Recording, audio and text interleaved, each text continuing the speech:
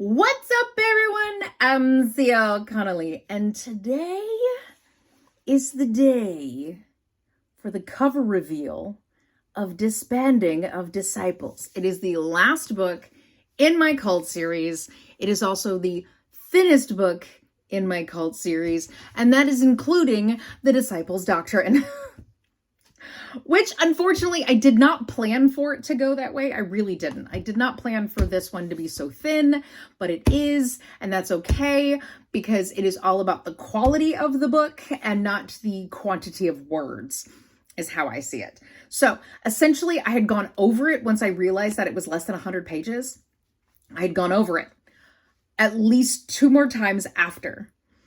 And then it went to my editor. And my editor literally said there was nothing else that I could do because the story in it is so perfect. Like, it ends in the best way that it absolutely could have. That's it. It ended so well, the entire series. There was nothing else I could do.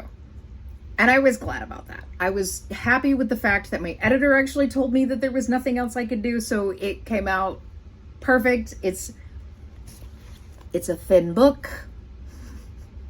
It looks similar to the Disciples' Doctrine. So, let's start. We've got the City of Disciples, right? This is where it all begins, where they start getting their disciples and everything and bringing them to the city. And then you've got the shunning, so you get to learn about how they leave the cult and everything. And then you've got the Mutiny of Disciples because of the 2 disciples who decide to go rogue and everything else. And then you've got Disbanding of Disciples. Okay, so Disbanding of Disciples, the reason why the cover is identical to City of Disciples, okay? So you see City of Disciples and then Disbanding of Disciples. The reason why they are so similar is because it comes around full circle. And that was the whole point, like the beginning and the end, the Alpha, the Omega. That was how that worked. The only difference is this little stump here. So that I didn't want them to be exactly the same because, it has to have a little bit of change, right? So, but they are similar specifically due to the fact that it is the Alpha and the Omega, the beginning and the end. That was the point in that, which I felt like it was like a poetic type of thing that I was doing with the cover. So that was how that worked out. But here is the cover of Disbanding of Disciples. It is perfect. Yes, it is very, very slim. It does have the number 4, just like all the other books have their numbers on there. It's got everything else on there, and it's not going to focus because it sees me. There we go. So anyway, that was the reason why it looks so similar to City of Disciples. I just added a little extra, to give it that difference of, appearance and stuff like that. But it is the beginning and the end, so it is kind of similar, if that makes sense. But, so I do have number 1, number 2, number 3, and now number 4. All 4 of the books in the cult series are finished, and each one of them does have a number right there at the top, so you can see all 4 of the numbers. And then you've got the Disciples' Doctrine. Now, I will tell you, so Houston Horror Film Fest is August 9th, 10th, and 11th in Houston, obviously. And what I am doing is I'm making 2 different box sets for the cult series. So I'm going to be doing the Beginner's Disciple box, which is just going to be these 2. So these 2 books together are going to be $20 in that box.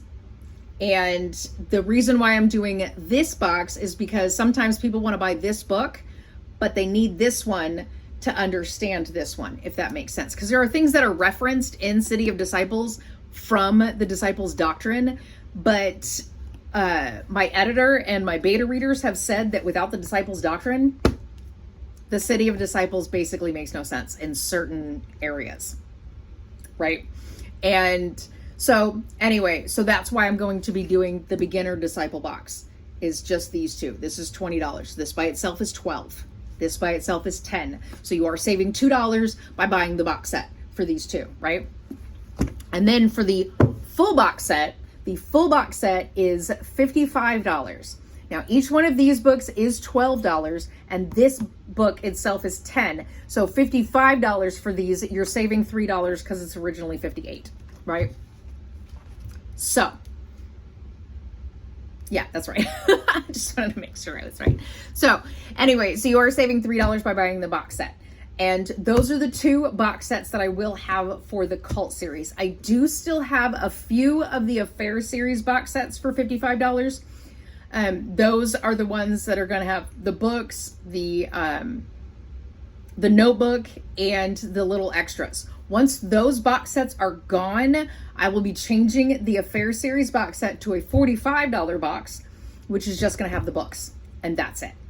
And that'll save you $3 because otherwise they're normally $48 if you buy each one of them separately.